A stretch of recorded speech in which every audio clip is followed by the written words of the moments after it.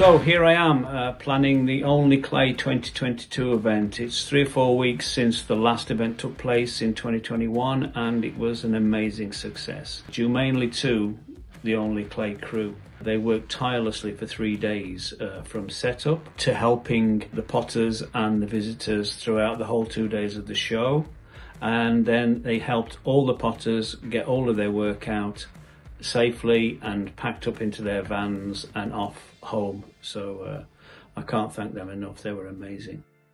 Only Clay takes place in Calamari Museum, which is an amazing museum. It's free to enter while you come to visit the show, so that's a bonus. And also in the yard there is a pub called the Mill Owners Arms, which sells craft beer and real ale and is really welcoming and is an amazing place to chill out during and after the show.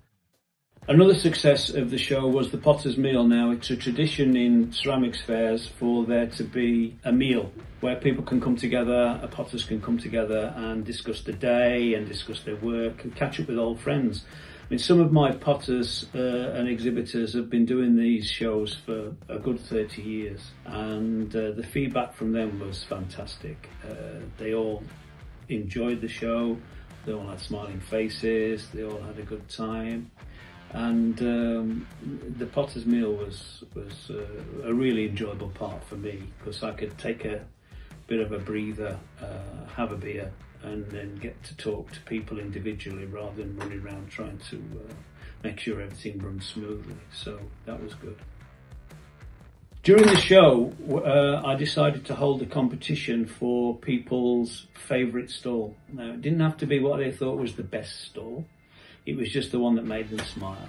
So they all voted and at the end of the Sunday we counted all the votes up and it was really neck and neck between two people, and the winner was David William Sampson, and we're delighted to be able to offer him a free stall for next year. So that went down really well, and I think the public like to be included in what you're doing at a show. It's not just like, come along, give us your money. You have to give them a little bit more than they expected. So as a reward for voting on their favourite stall, each day we drew a person's name out and we gave one of my tea bowls in a wooden box, and that was a prize for the people who voted. It's important to sort of give back to people and to pass things forward. And then came along the breakdown. Now the breakdown is usually hectic. Everybody wants to get away at the same time. So we had a system in place, all the volunteers turned up and we managed to get everyone out inside about an hour and a half, which is pretty good going for almost 60 potters and all of their stuff. So all in all, it was a fantastic success. I enjoyed every second of it.